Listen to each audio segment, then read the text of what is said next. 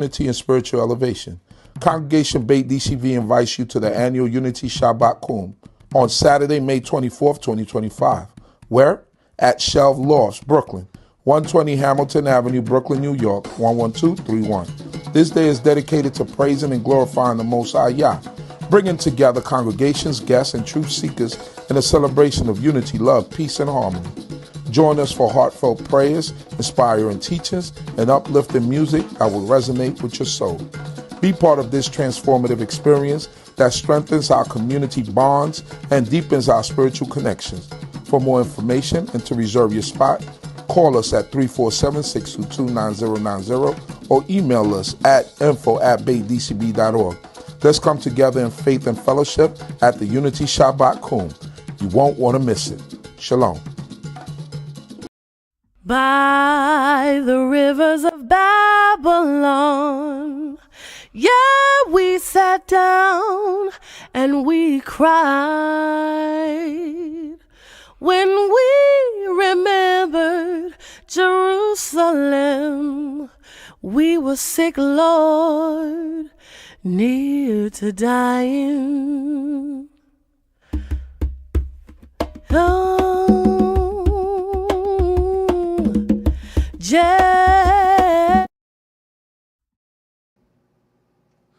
Shalom, shalom, family. Welcome to another Tanakh review. My name is Uziah Lewy, one of the teachers of Congregation BINAH, CHOKMAH, located in the Red Hook section of Brooklyn, New York. Giving all honor, glory, and praise to the Most High, King of the universe, for life, food, clothing, and shelter, knowledge, wisdom, and understanding. Thanking the Creator of heaven and earth for allowing us all to wake up this morning and that we're able to praise His high and holy name. And we're able to still smell and feel and touch and all of the things that we do. So I'm thankful to this great King, and I pray that the Most High God will continue to be with each and every one of you. Also thanking the Most High God for the life of the leadership of our congregation. Even my brother, Chief Prince Yediel Ben Yissaskar, praying that the Most High God be with him, that the Most High God will bless him, protect him. Also praying that the Most High God continue to be with all of our brothers and sisters, our elders, our sisters, our brothers, everyone at the sound of my voice. All of you who tune in weekly, we thank you for your continued support, and we ask you also not to forget to share, like, and subscribe. Share the video, like the video, and subscribe to the channel. As it will drive up the algorithm and cause people to come up and come to this actual channel. So we thank you all for your support once again, and I pray that the Creator of heaven and earth be with you all. Early Shabbat Shalom to everyone. Praying that the Creator will continue to be with all those who are sick, those who've lost someone, that the Most High God will heal them. So at this time, we're going to move straight ahead. We're going to go over the portion of Shemini, and for that, I would pass it on to one of my teachers and one of my mentors, even Nasik Zurishaddai ben Yehudah. How are you, Nasik? Great, Baruch Hashem. First of all, I'd like to give praises to the Supreme Intelligence of the universe. God, my forefathers, God, Abraham, Isaac, and Jacob. Due respect to the platform on the D.C.B channel platform, the spiritual leader, Chief Prince Yeriel Ben Yissaskar, the host, Chief Uziah and Lewy, to the Prince's Chief Kohanim, Mortaring, Rabbinate, brothers and sisters, and visitors to the channel. I greet you all in the tongue of my forefathers, Shalom Aleichem, and an early Shabbat Shalom. I'd like to start off with Adonai Septai Di Takufia Gitia Teaka, O Lord, unto my lips, and my mouth should declare that praise. I'll be talking, speaking on Shemini, highlighting some points here and there within the book, and which is very interesting sidra, with a lot going on. And one of the things, for those that want to read the whole thing, because even though it's not that many chapters, it starts from the 9th chapter of Leviticus, and it concludes at the end of the 11th chapter, Leviticus, with the dietary laws. The first dietary laws that's mentioned here for us directly, outside of what was given in Genesis itself. So, and that's about 40 47 verses that we have in our Masoretic text for Leviticus, the 11th chapter, which I'm not going to go over everything in there. I'm just going to highlight a few points within, as I say, basically that's what I try to do, is highlight a few points in reference to the Sidra, because most people that go to different congregations already heard the Sidra being elaborated on in the various places of worship. And I just like to focus on some other things. Hopefully I don't be as redundant, as maybe you've heard already, but if you did, it's all well and good, because rehearsal, studying, going back over again, and reviewing what you learned before, and see what new insights you could get is always a good thing. So that being said, and the Haftorah that goes along with it is for the Ashkenazim is they started with the same Sephardic. I start with the Sephardic because it's shorter. The Haftorah that goes along with it goes on 2 Samuel, the 6th chapter, first verse, going to the 19th verse. The Ashkenazi custom is to go the same book of 2 Samuel, the 6th chapter, first verse, but they don't conclude to the 7th and 17th, 7th chapter and the 17th verse. So there is a much more longer. So for those that might follow Ashkenazi custom on the Haftorah, this is one of the longer Haftorahs, but it has a lot of relationship which going on within this particular Sidra itself. Now, we reached the climax at this particular time, and I'm going to start off backdraft. We was always talking about the process of Aharon and the sons being going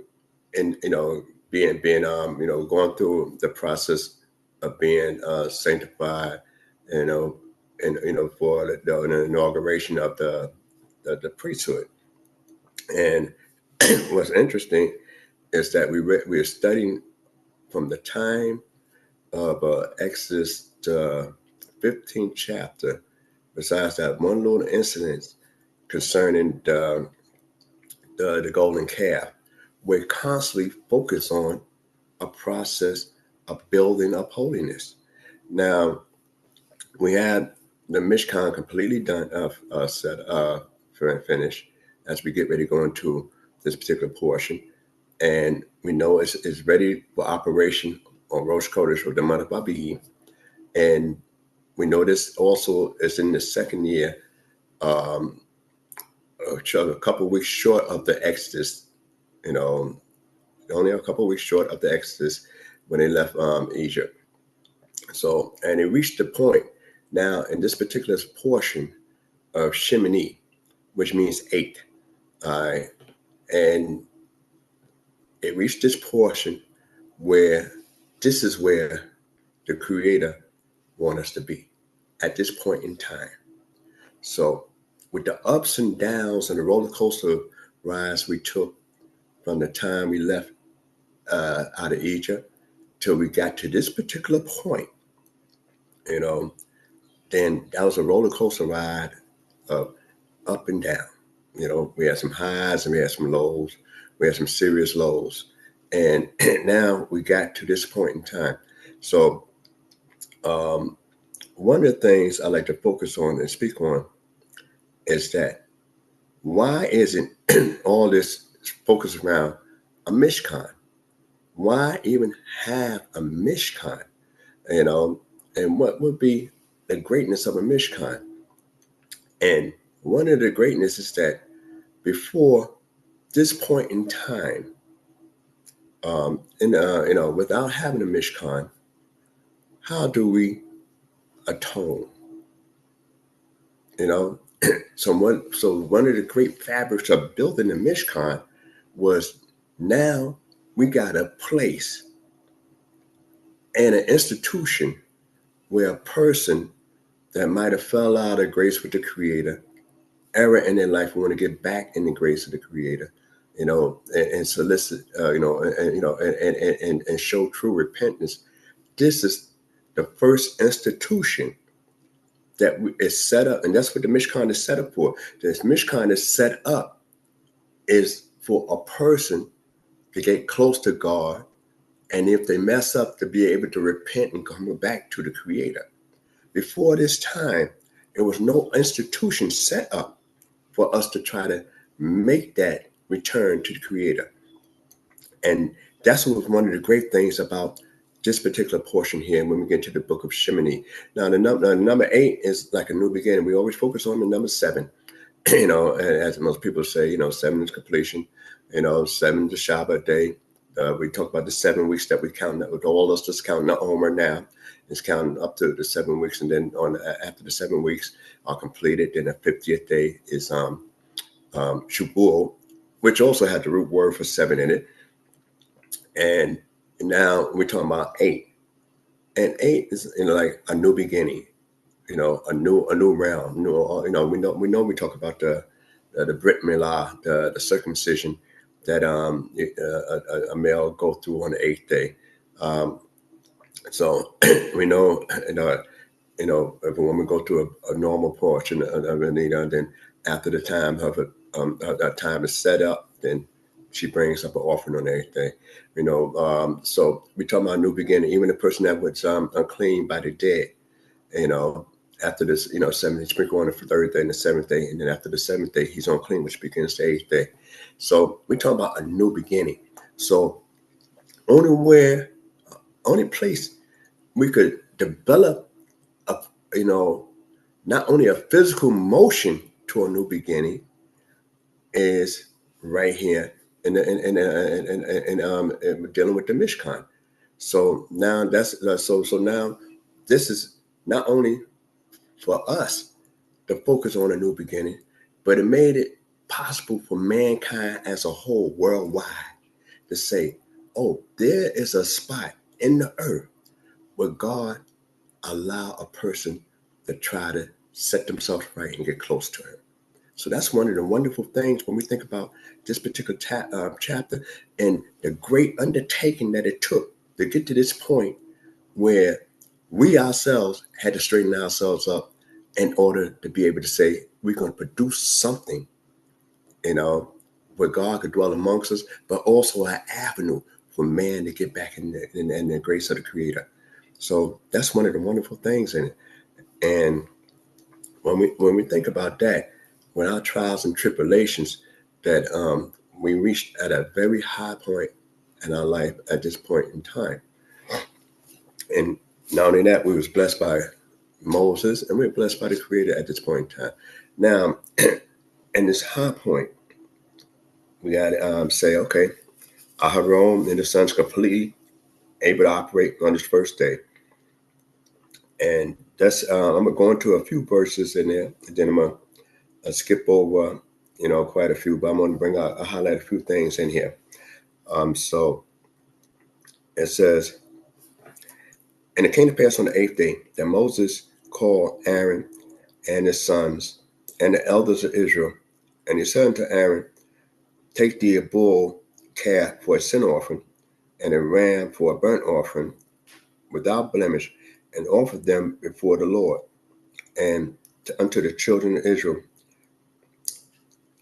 thou shalt speak, saying, take ye a he-goat for a sin offering, and a calf, and a lamb, both of the first year, without blemish, for a burnt offering, and an ox, and a ram for a peace offering, to sacrifice before the Lord, and a meal offering mingled with oil, for today the Lord appeareth unto you.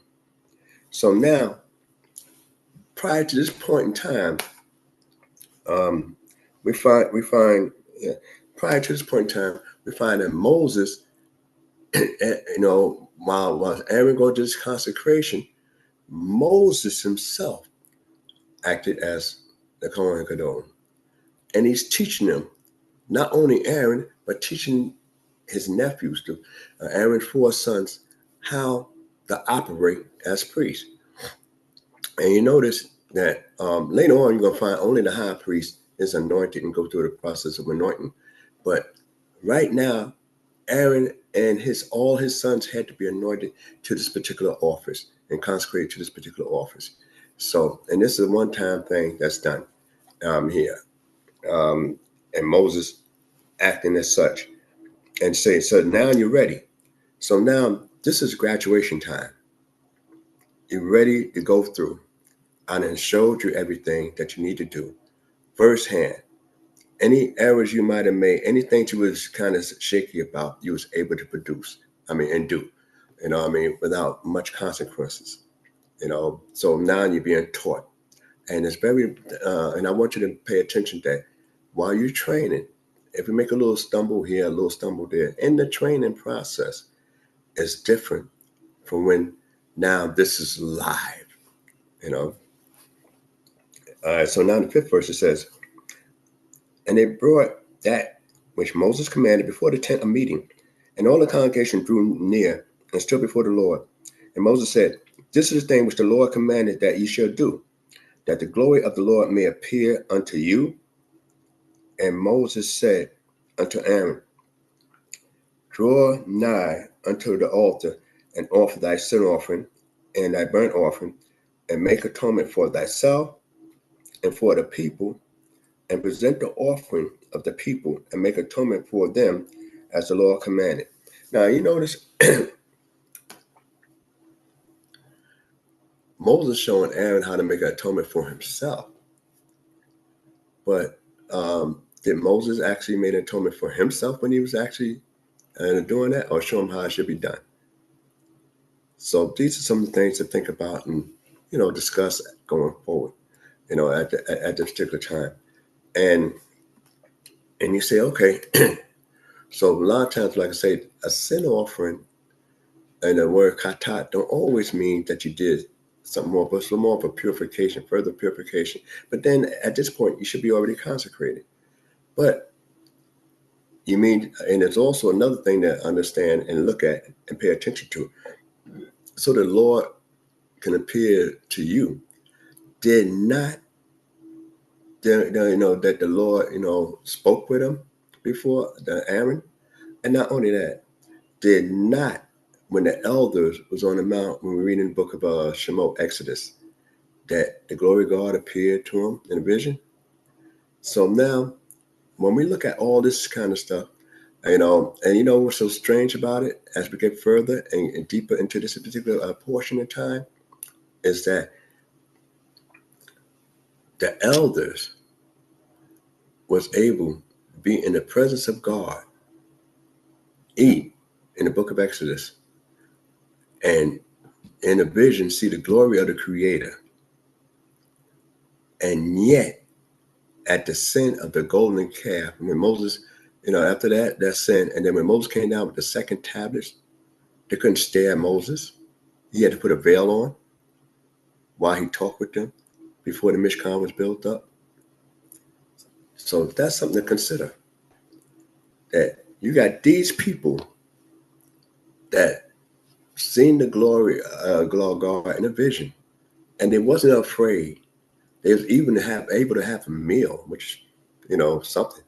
And you had Nadab and Abihu amongst them mentioning with Aharon, so you got all these elders, up there.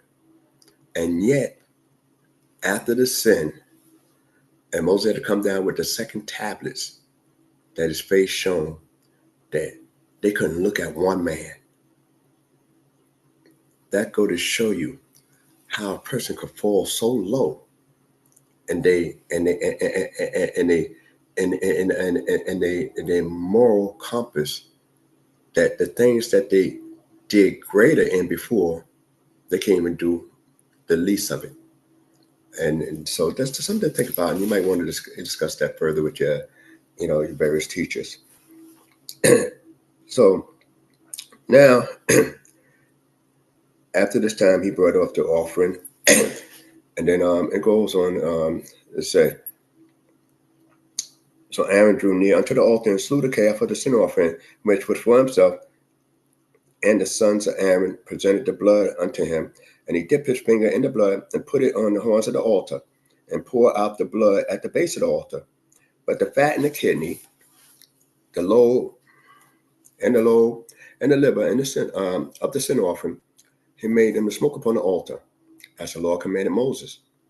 And the flesh and the skin were burnt with fire without the camp. And he slew the burnt offering, and Aaron's sons delivered unto him the blood, and he dashed it against the altar round about. And they delivered the burnt offering unto him piece by piece, and the head, and he made them smoke upon the altar, and he washed its inwards and the legs, and made them smoke upon the burnt offering on the altar. And I want you to pay close attention to what's going on here, because I'm going to bring out a point when we get into the 10th chapter of this. All right. And it said, and the people offering was presented, and they took the goat of the sin offering, which was for the people, and slew it, and offered it for a sin offering, offer it for sin as the first. And the burnt offering was presented, and he offered it according to the ordinance. And the meal offering was presented, and he filled his hand therefrom, and made it smoke upon the altar, besides the burnt offering of the morning. He slew also the ox and the ram, and the sacrifice of peace offering, which was for the people. And Aaron's sons delivered unto him the blood, and they dashed it against the altar round about. And the fat of the ox, and the ram, the fat tail, and that which covered the inwards, and the kidneys, and the lobe, of the liver.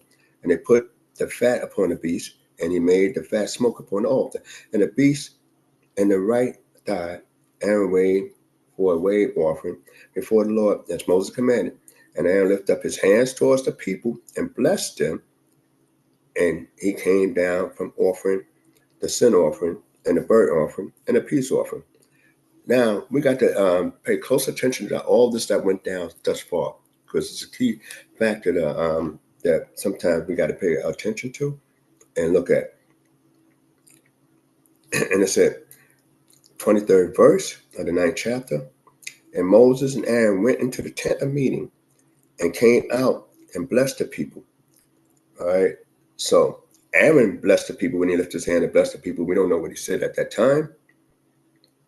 And then Moses and Aaron went into the tent of meeting and came out and blessed the people. So they both blessed the people again. And the glory of the Lord appeared unto all the people.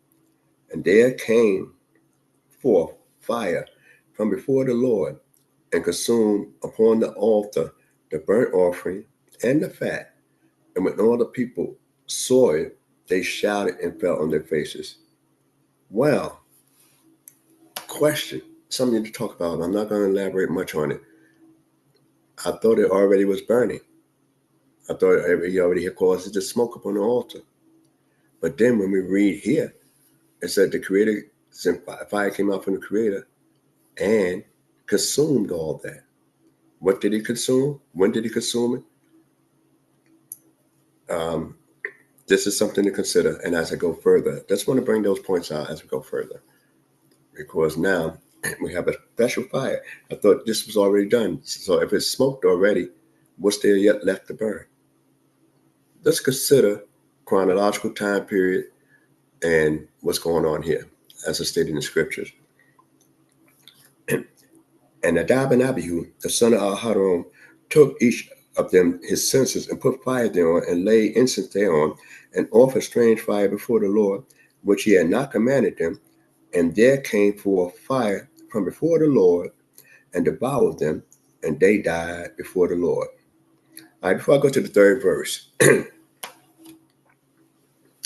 there's a lot to talk about this particular portion, about why they died. We said strange fire. What made the fire strange? It doesn't. We come up and say it's fire that's not supposed to be used. So now, when we think about that, you're talking about the Aish Sarah, which is the strange fire that they talk about concerning Nadab and Abihu. And then you had what they call, and we read earlier, And last time we saw that it was called H-Tamid, a perpetual fire. So now you have two things, two opposing points. You have the H-Tamid, the perpetual fire, and then you got the H-Sarah, a strange fire. Now, when Moses was training them, where did he get his fire from? And when they were practicing, what fire they was using? And only at this point in time when we read that they finished it and, the process of being made Kohanim, that actual fire came down from God, and that's the fire they're supposed to maintain. So being trained, sometimes people can miss the big picture, the details. I'm just bringing this out, not saying, this is my view or anything like that. I'm just bringing out perspectives for you to discuss further as we go through that, and talk with your various teachers and stuff. I have my view on it, definitely, of course, but I like for, people discuss it and stimulate more conversation in reference to Torah sections, because a lot of times people don't like to focus on these issues and when you talk about the sacrifices and the whole process, what it led up to, and the Mishkan itself, knowing that the Mishkan is the avenue for a man to try to get back close to God. And it sets up the stage for repentance that didn't exist in the earth prior to this being set up. So now, when we look at this particular practice that they had, they're training for 7 days. Moses acting as Kohen. It could have been possible they figure, hey, we've been doing this for 7 days. This fire just came from the Creator today on Rosh Chodesh. This fire just come up on Rosh Chodesh today.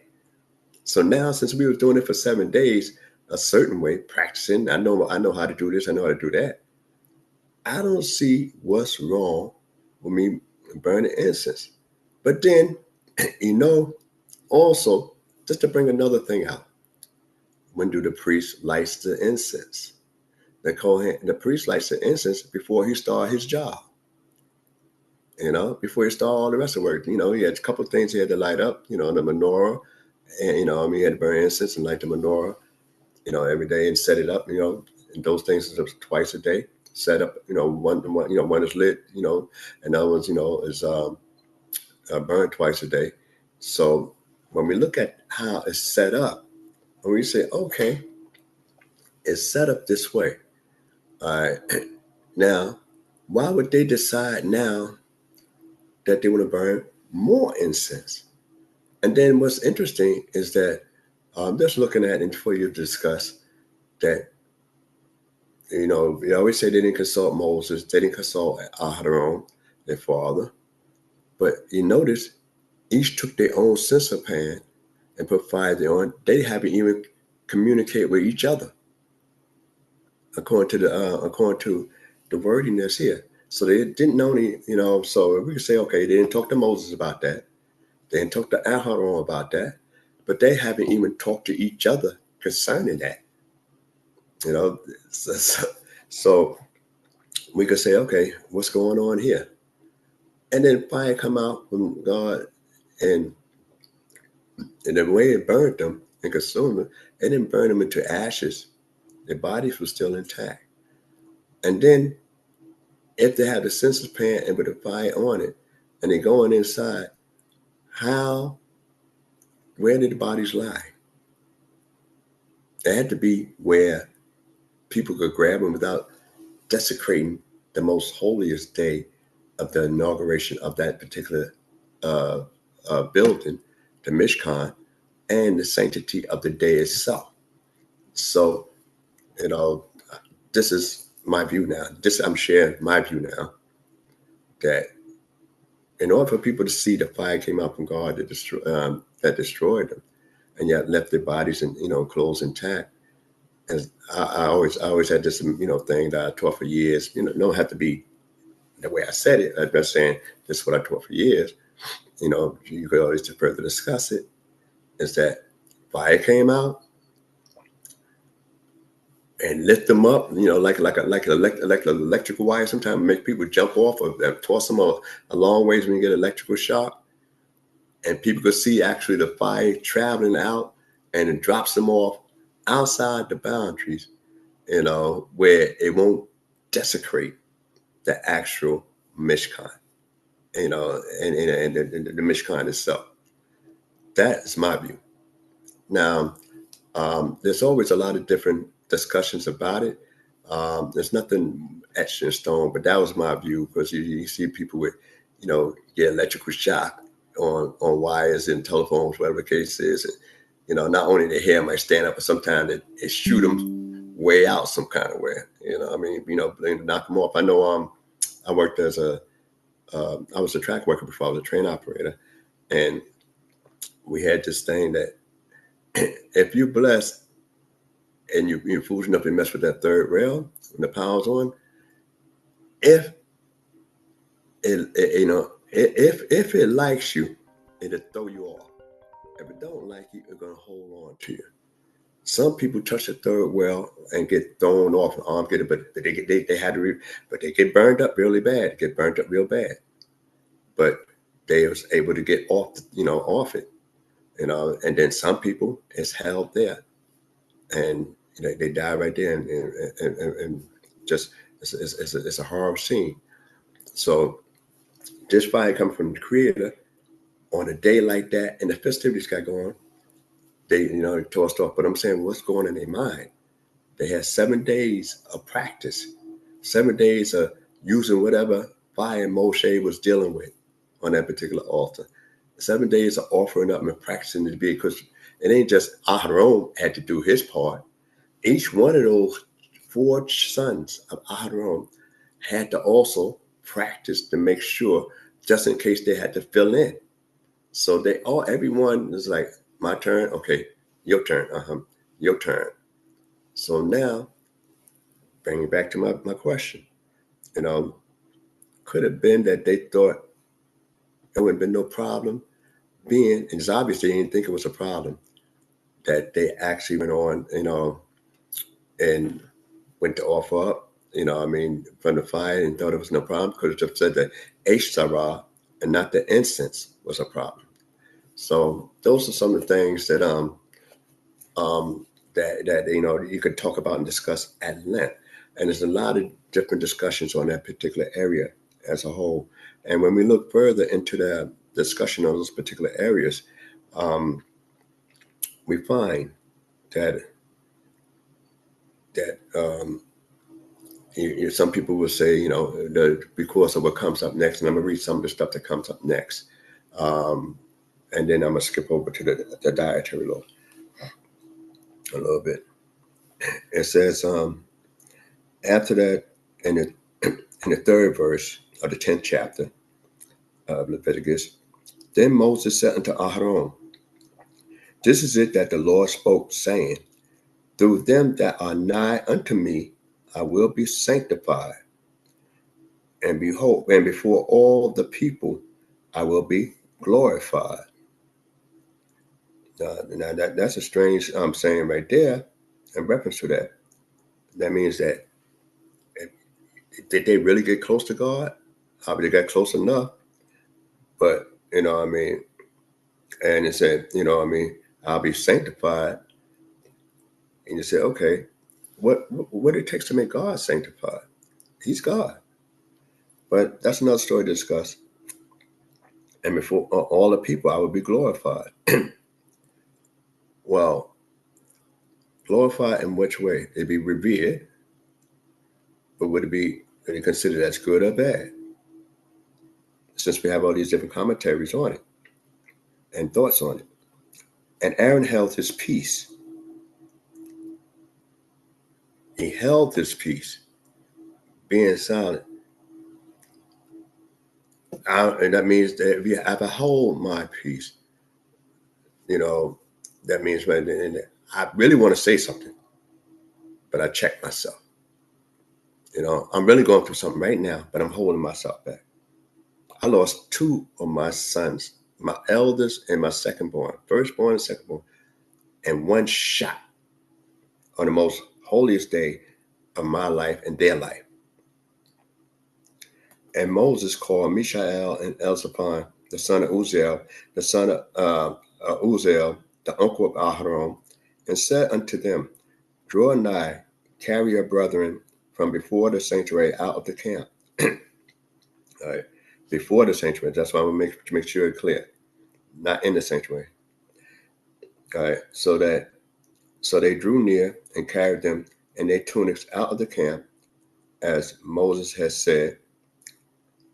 And Moses said unto Aaron and unto Eleazar and unto Ithamar, his sons, let not the hair of your head go loose, neither rend your clothes, that ye die not, and that he be not wroth with all the congregation, but let your brethren, the whole house of Israel, bewail the burning which the Lord had kindled, and ye shall not go out from the door of the tent of meeting, lest you die. For the anointing oil of the Lord is upon you. And they did according to the word of the Lord. Normally, a high priest can't be go to a funeral for anybody, you know. All right. So now he's not supposed to be able to become unclean by the dead. That's a high priest. We read that in our law later on. But right now, since it's a one-time thing, and Eleazar and Ithamar also was anointed along with their father, then they fell into that same category. They could not defile themselves, especially at the holiest day of the inauguration of the Mishkan, the tabernacle. So can you imagine that not only you are not told to mourn, the little brothers, the younger brothers can't mourn. And it's obvious there was a close family. Obviously, they're celebrating the family, so, you know, and said, if I'm on, I'm going to be influencing the people. The Creator don't mind the people mourning, but you mourning, and you're going to be more influential. And so he's saying that your child mattered more than the Creator at this moment. And that's a hard choice for many of us to make. To lose a child, whether you're good or bad child, whatever the case is, that's your child, that's your blood. Lose your child, and in a thing that was seen innocent, when it seemed that the child wanted to do good. You know, it seemed like the child is, you know, has no fault at this particular time. And not only they die in front of your eyes, but you can't even attend their funeral. That's one thing. But you're not even allowed to mourn for them openly. That's another thing. So God telling you, control your physical outlook. Not necessarily the emotions that's inside you. Your physical outlook. You know, let the people do what they're doing. But then that's not enough. Their mother, Elisheba, the sister of Nachshon, the prince of the tribe, the prince of the tribe of Judah, the head prince of the tribe of Judah. She lost two sons on the glorious day. And here it is, the prince of the tribe of Judah lost two nephews in one shot. They're not only Moses' nephews, they're Prince Nachshon's nephew of the tribe of Judah. So there's a lot that's been lost at this moment in time, and a very emotional thing. And to say, well, what do leaders do in moments like this? And do that make you a good leader if you just say, it's about God, I gotta let my family go, you know, in this moment? That's a tough job. That's why everybody's not cut for certain type of jobs, because that's a tall bill.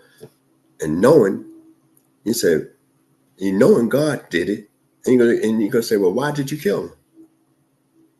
Why did you kill him? At this point in time, you couldn't do anything else. That's the way most of us would have came at this. We have held God accountable and wrong. So much so that even later on in prophecy, and I'm not going to focus that much on that. I want to get to another portion in this here,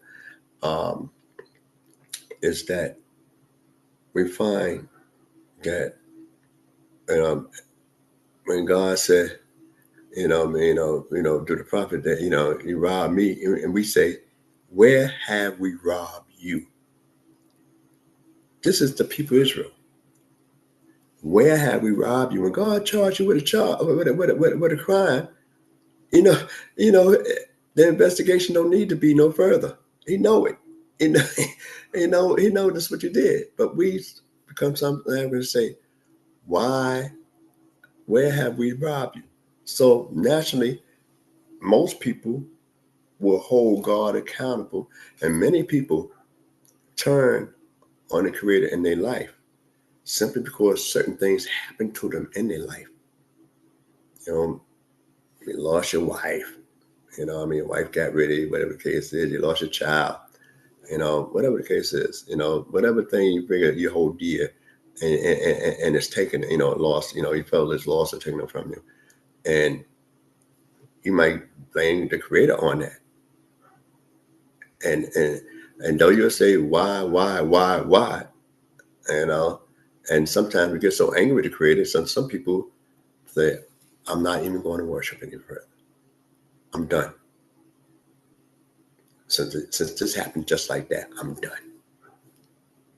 But the person that's truly God-fearing will understand and say everything's for the good, whether I conceive it or not, everything's for the good. Now, what we find here is that he had good fire and made people, worship him and glorify and sing to the God. And he had, another fire that was destructive, coming from God. Both of them coming from the Creator. Now, when we look, and the Haftorah brings out a certain type of point too, when it deals in the Haftorah, and that's when just speak on that just for a moment, is that in the Haftorah, it focuses on that when David wanted to bring the ark back after the Philistines had it, and then it went over to BINAH's house, that he was wanting to bring it back to himself, to Jerusalem. And so a thing of central worship. Now, on the way back the first time, he's jovial and happy and everything like that. And it was on a brand new cart. And after that, it winds up the oxen that was drawing the cart stumbled, and Uzzah was walking along the side of the cart. His brother Akio was walking in front of the cart. When the ox stumbled and it seemed like the ark was going to fall, he reached forth and touched it, and God slayed him on the spot. On the spot. But yet, David was upset with God. He was upset with God. And it stated that he was upset with God. We don't read where Aaron is stated with Al-Haron, but he was definitely upset with God. And he sent the ark to Obed-Edom. Now, something dangerous, or you think it's dangerous, why would you send it to me unless me and you was not on good terms? If it's dangerous where you had it, then why send that to me? But that's another story, that we consider. I'm not going to focus on the Haftorah now. I just want to bring out some analogies. Is that when he heard that after 3 months, Obed-Edom was getting blessed, now he goes and get it back and bring it back the proper way. So same thing with incense. Incense it could be a problem at one point in time. And then when a plague hit and Moses said, look, Aaron, the plague had begun. Go to the incense from the altar and the censer pan and run between the people because the plague had begun. And one of the rebellions that took place, and that incense saved them. When it was bitten with serpent, said, look, I put a serpent on the pole. A bronze serpent on a pole. And those that was bitten by the serpent, if they look up, they'll live. They're going to head to my other story part in this particular century later. So those are things God, some things can be used for good and some things can be used for bad. It depends on how and when you approach it. So last thing I want to focus on this little part here is that in the 8th verse, it says,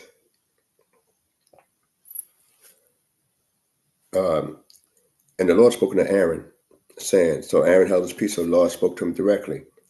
So the Creator addressed him, knowing how the man is, knowing man's body, knowing man's mentality. The Creator addressed him. And it said, drink no wine, nor strong drinks, thou nor thy sons with thee, when you go into the tent of meeting, that ye die not. It shall be a statute forever throughout your generations. And that ye may put difference between the holy and the common, and between the unclean and the clean, and that ye may teach the children of Israel all the statutes which the Lord had spoken unto them by the hand of Moses. Now, what's interesting here is, and I just want to finish this part before I'm going to touch on a couple of verses in the dietary part, is that we find that some people always say, well, they was drinking too much. And that part of the day, which I don't find them drinking at all. I don't buy into that part, but that's what they say because of what's stated here in different things. How much do you have to be drinking when you still got a job to do? How much you're gonna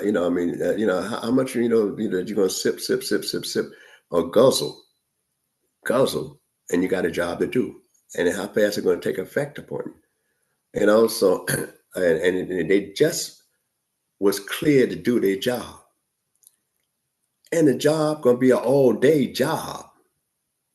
So if the job is an all-day job, and you're just starting to do their job, and it's the first day you're operating the job, then I find it very, very difficult to accept they was drinking, in that sense. But those, you got views like that. So you could discuss those points also, which I'm sure a lot of people did discuss, what they did, and about what could be the possibilities.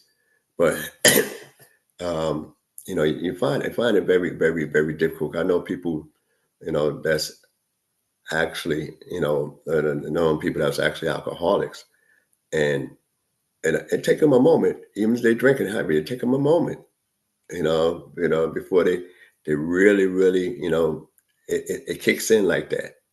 So I just want to bring out, those particular points in time, in there. And in the 16th verse in the same chapter, and Moses diligently inquired for the goat of the sin offering, and behold, it was burnt. And he was angry with Eleazar and with Ithamar, the sons of Aaron, that were left, saying, wherefore have ye not eaten the sin offering in the place of the sanctuary, seeing it is most holy? And he hath given it you to bear the iniquity of the children of the congregation, to make atonement for them before the Lord. Behold, the blood of it was not brought into the sanctuary, brought into the sanctuary within. If it was dead, if it was, then he could understand him not eating it, which was his sacrifice like that. And Aaron spoke unto Moses, behold, this day have they offered their sin offerings, their burnt offerings before the Lord. and there have befallen me such things as these. And if I eaten the sin offering today, would it have been well pleasing in the sight of the Lord? And when Moses heard it, it was well pleasing in his sight. He didn't bring that to the Creator. It was well pleasing in his sight. He said, well, didn't Nadab and Abihu take something upon themselves to do? And now Moses taking something upon himself, say, okay, my brother telling me this makes sense to me. But I know it was my brother's job, but I address my nephews because I feel a way about what's going on. So I don't want to talk to my big brother like that, because he lost 2 sons. He's my nephew, but that's his sons, And when they talk about the generation of Moses and Aaron, it mentions Nadab and Abihu as part of that generation because he taught them. So now he comes to his nephew, and this one of the second times that you really find that Moses is really angry. First time's when they seen about the calf, but this is when they're really, really angry at this time. And he addressed his nephew, the meekest man in the whole earth. And know it's Aaron's job, and Aaron spoke up and letting you know that he felt the way. He didn't feel qualified. According to some traditions, they say when you mourn, when you have, a heavy heart and in a state of mourning, the priest shouldn't be eating the people's sin offering because he himself have an issue. God told him, don't show no outward mourning, don't render clothes and anything like that. They don't, and all that kind of stuff. That the people do it. So you see people mourning for your children, and you got to play indifferent. That's a hard thing. So the meekest man on the whole earth who got angry had to be quelched by the inner sympathy and the inner rationale of his brother. And it's one of the times where you find oral interpretation of a law supersede what is written in the law. Because Moses tells them that this is what you're supposed to do.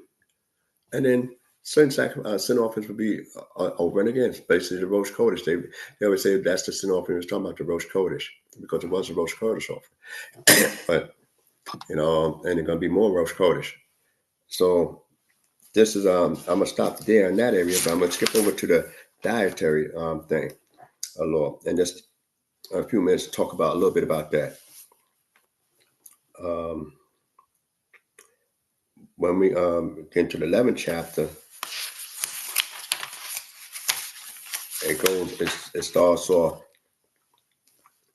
and the Lord spoke unto Moses and to Aaron, saying unto them, speak unto the children of Israel, saying. Now the Hebrew is a little different when you look at it a little bit, make it like God spoke to Moses, and then Moses spoke to Aaron, in the Hebrew for those, but I could leave it like this here since, when we look at it in the English part. Speak unto the children of Israel, saying, these are the living things which ye may eat among all the beasts that are on the earth, whatsoever parted the hoof, and is wholly cloven-footed, and cheweth the cud among the beasts that ye may eat. Nevertheless, these shall ye not eat of them that only chew of the cud, or that only part the hoof. And it gives examples of it, and I'm going to just read the first part. The camel, because he cheweth the cud, but parteth not the hoof, he is unclean unto you. And the rock badger, because he cheweth the cud, but parteth not the hoof, he is unclean to you. And the hare, because she cheweth the cud, but parteth not the hoof, she is unclean unto you. And the swine, because he parteth the hoof, and is cloven-footed, but cheweth not the cud, he is unclean unto you. Of their flesh ye shall not eat, and of their carcass ye shall not touch. They are unclean to you. Now, at this point in time, the way it would be, Aaron would get this, in the Hebrew, he would find out that for those that read the Hebrew, but being, I'll have quite a few people might be from different backgrounds. that Aaron would get, Moses would inform, Aaron, it says, because that's to him, and speak unto them, in the Hebrew. All right, so this is the traditional viewpoint from the actual Hebrew that's written down.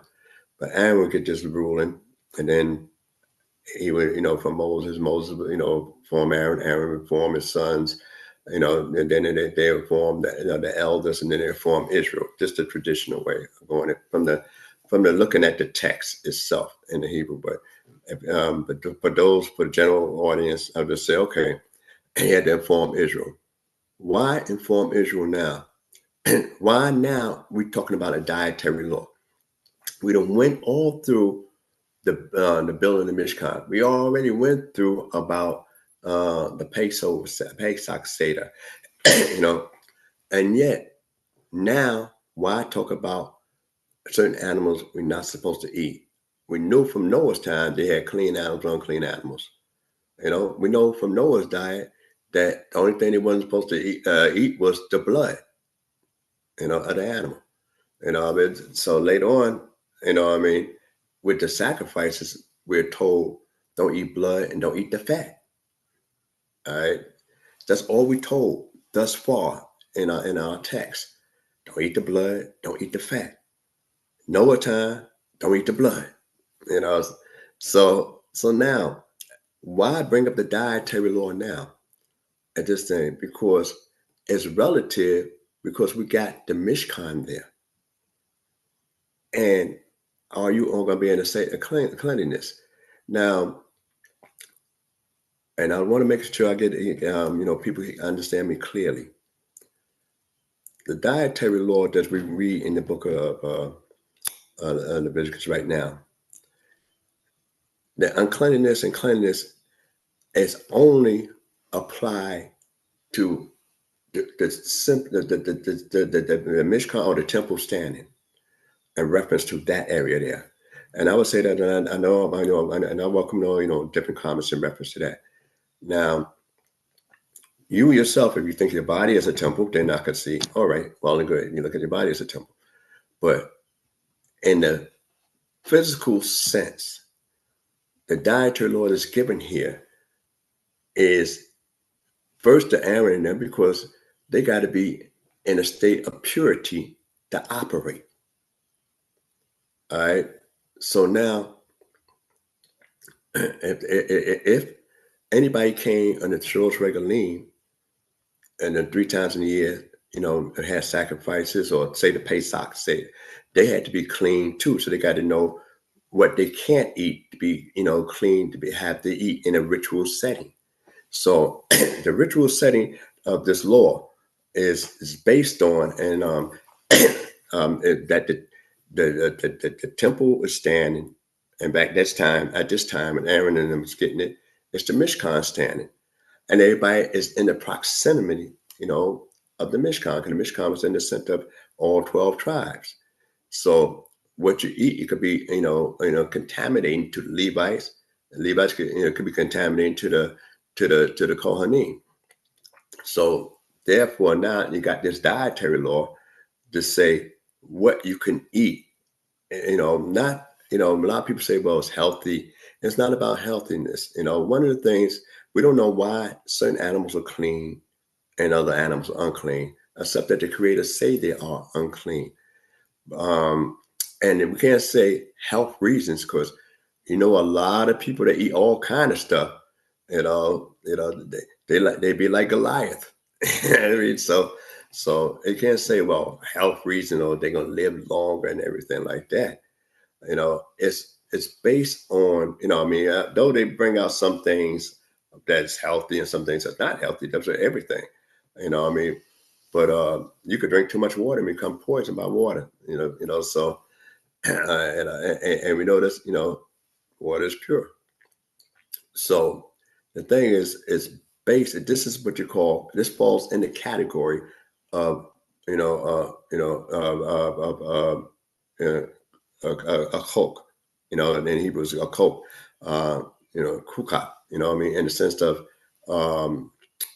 laws, statutes, and statute of laws that we have no rationale that we could say why it works that way. Like the the Parasha, the red heifer. All right, that we don't know why it is that all the process of making it, everybody become unclean. Even the guy that's cleaning somebody up, pouring it down on the person that's unclean by the dead on the third day or the seventh day, he become unclean while the other guy getting clean with some muddy water.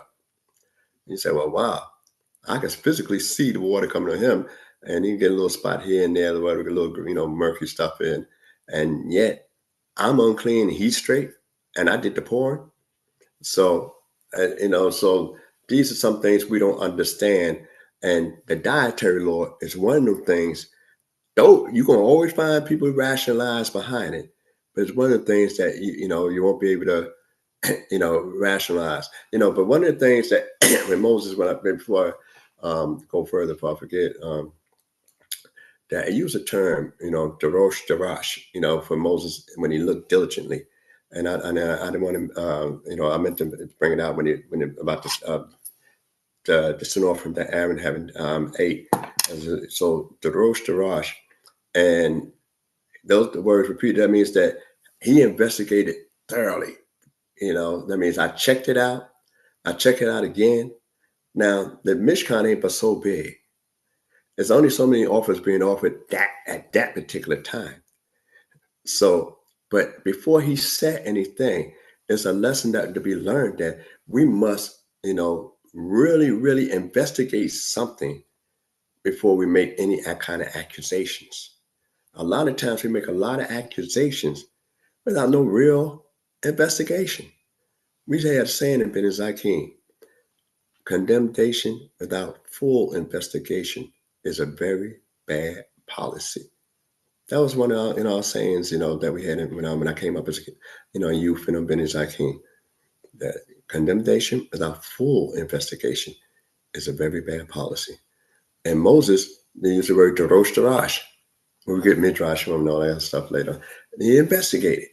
And he wasn't just investigated slightly, intensely. And I got to reinvestigate my investigation.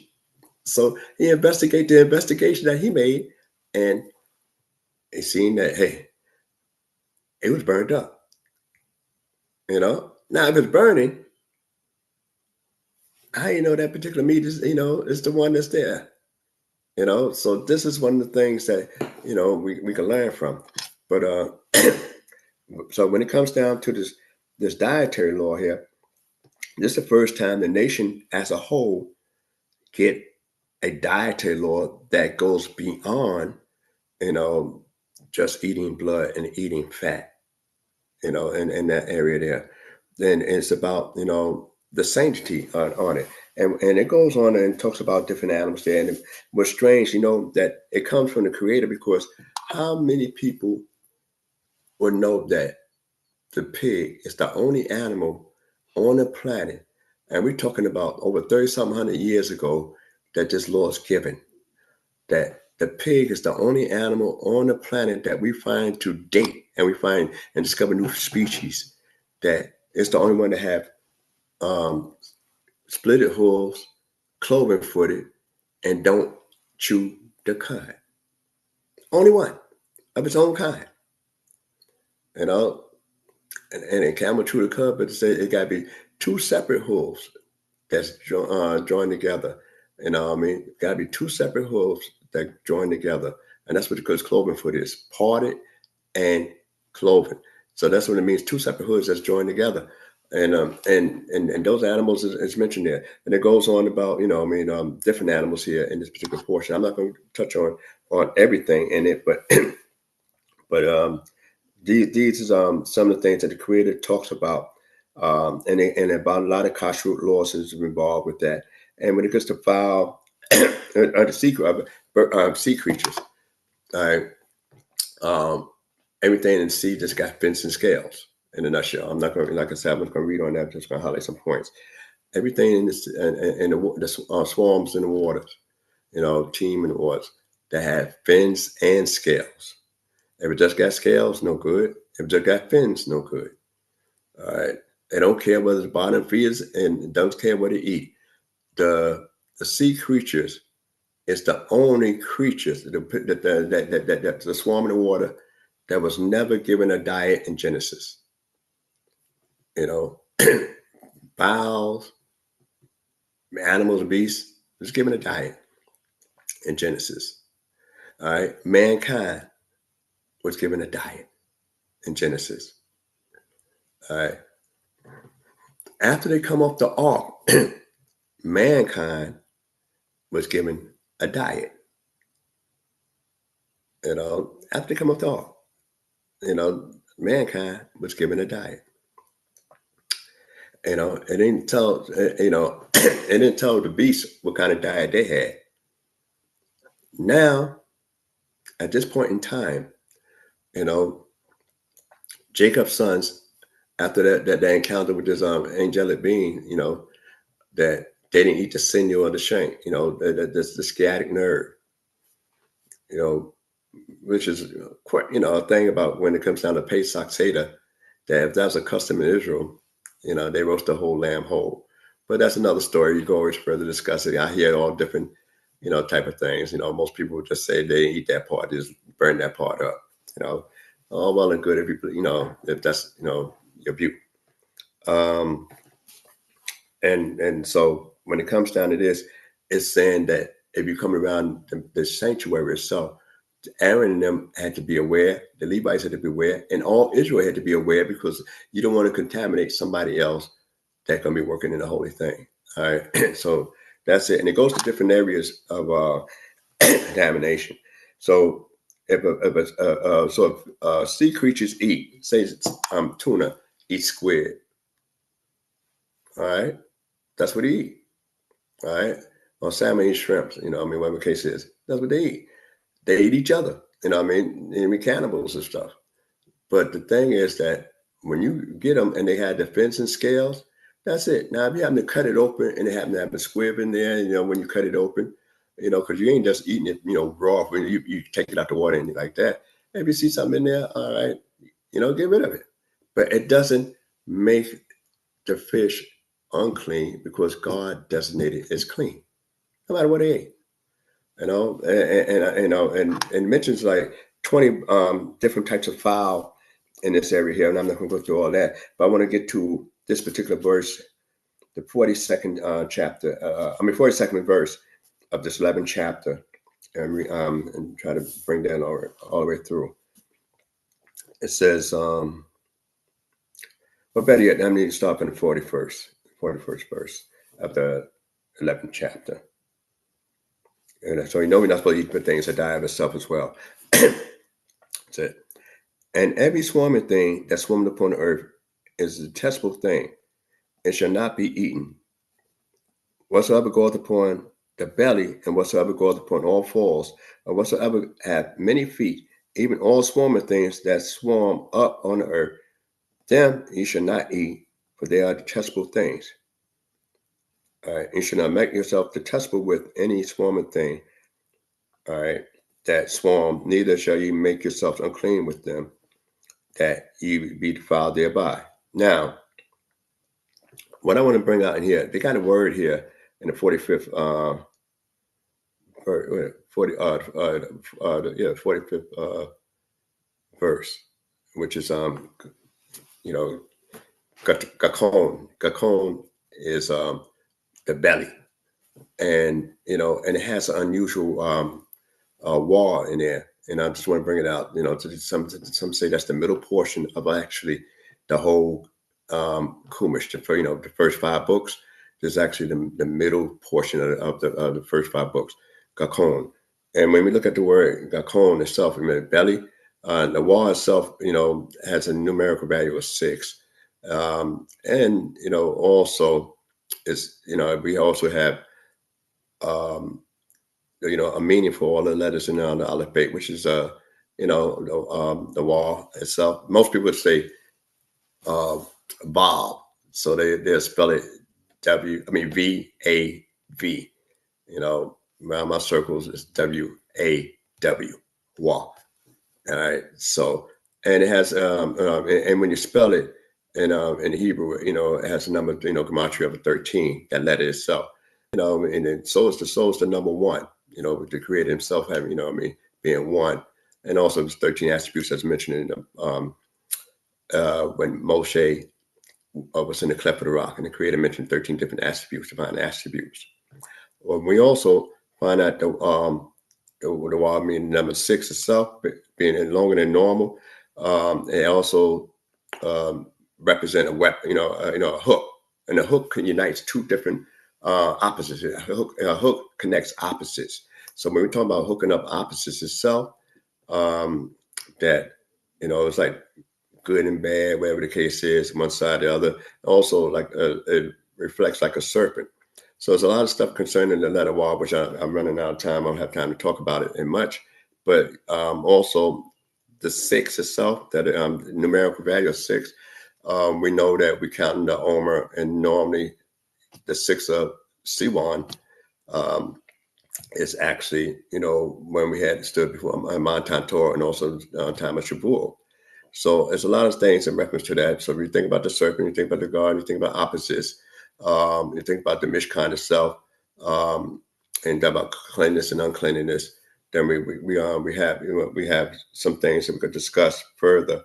And I implore you to talk with your various leaders about those different nuances. And like I said, that also represent the middle part of the first 5 books, in the Tanakh. And one more thing I like to say in reference to that: certain creatures that's dead, that's unclean and defiling, it's not defiling to you to touch them. Now, and so when you look at this particular portion carefully, these things like a snake, all right, you can't eat that, you can't touch that, but it don't. You can't eat that, but it don't say touching it defiles you, because you might have to kill them. You have to defend yourself. But when it comes to the other air animals, such as in the beginning, when we talk about in the book of Vayikra, pig, we don't mess with that carcass. Camel, we ain't gotta mess with that carcass. Those animals, that we mentioned in the beginning of this portion is defiling. But every creature is not. And then we talk about locusts and stuff like that. So, some things, it is cautioning you about eating it, defiling yourself at it. And in the last verse, it says in this particular thing, in the 46, last 2 verses, this is the law of the beast and of the fowl, and every living creature that move in the waters, and every creature that swarmeth upon the earth, to make a difference between the unclean and the clean, and between the living things that may be eaten and the living things that may not be eaten. In the verse before that, I meant to say, the reason why we do these laws, from the 44th verse, excuse me for going backwards. I am the Lord, your God. Sanctify yourselves, therefore be ye holy, for I am holy. Neither shall you defile yourself with any manner of swarming things that move upon the earth. All right? For I am the Lord that brought you up out of the land of Egypt. That means to elevate you, to be your God, and you shall therefore be holy, for I am holy. So that's why we do these dietary laws. Not that it's gonna make you any healthier, but it definitely make you more saintly before the Creator and more acceptable for the Creator. And so whatever else going on like that, you're gonna have a lot of issues and talking about, this is health and that's not health. That's not healthy. But it's not about that. It's about obeying the Creator, being available for the Creator, being able to there. And as I said earlier, it only functions in that sense until that level. We still keep kosher today. What you call, eat clean, eat a certain way today, follow these dietary laws today. And if those that follow, a more traditional way, they have real strict kashrut laws, as they refer to. But that's basically saying, I want to keep at least my body in a certain realm, and my mind in a certain realm. But it's only in reference to if the Mishkan was standing. That's where it really, really pays a major, incentive. If the Mishkan stand, you got the Kohen, you got everything going on like that. Or you're going, if you're one of the tribes in ancient times, you live up in Dan, the temple's down in Judah. You ain't going to Judah. Then you might do a lot of stuff up in Dan. because you ain't going to Judah. But when you go to Judah, you got to make sure that, you didn't eat the right and wrong stuff, so that when you approach and eat at the holy place, where God calls his name to dwell, that you are proper and exact. With that, I hope you got something out of what I said. Any mistakes from my own, I say, Shalom Aleichem, Shabbat Shalom. Hallelujah. Nasik, Out of here. oh, hold on. Give me 1 second here. You're muted. You're muted. To you, I'm muted, but the people online can hear me. Hold on. Yeah, I was muted to you, but the people online could hear me. Oh, okay. I didn't know that. Yeah, it was the one thing I wanted to add also with the fish. It doesn't say that the unclean fish carcass is defiled, because you might throw a net in and you bring it in clean and unclean. So that was just something I wanted to point out, just to add to what you said. So thanking the Most High God once again, and I pray that the Most High God will continue to bless each and every one of you. Don't forget to share, like, and subscribe once again. Don't forget to like the video and to share it to your different platforms. And stay tuned for our Unity Shabbat commercial. Hope to see you there, all of you there. Hopefully we'll get Prince Zurishaddai, Nasik Zurishaddai to be there. I think he's going to be there, so Yah willing, he'll be there. So praying that the Most High God be with each and every one of you. Shalom, shalom, and may you have a blessed night's sleep. Hallelujah. Hallelujah. Shalom, family. Mark your calendars for an extraordinary day of unity and spiritual elevation. Congregation Beit D.C.B invites you to the annual Unity Shabbat Kum on Saturday, May 24th, 2025. Where? At Shelf Lofts, Brooklyn, 120 Hamilton Avenue, Brooklyn, New York, 11231. This day is dedicated to praising and glorifying the Most High Yah, bringing together congregations, guests, and truth seekers in a celebration of unity, love, peace, and harmony. Join us for heartfelt prayers, inspiring teachings, and uplifting music that will resonate with your soul. Be part of this transformative experience that strengthens our community bonds and deepens our spiritual connections. For more information and to reserve your spot, call us at 347-622-9090 or email us at info@baitdcb.org. Let's come together in faith and fellowship at the Unity Shabbat Kum. You won't want to miss it. Shalom. Let's get knowledge, wisdom, understanding. We'll do our standing. All praises to the Most High, His laws and commandments. The CHOKMAH here to push it through your speakers. Judgment, truth, and love should be coming from the leaders. Yeah, knowledge, wisdom, understanding. We'll do our standing. All praises to the Most High, His laws and commandments. The CHOKMAH here to push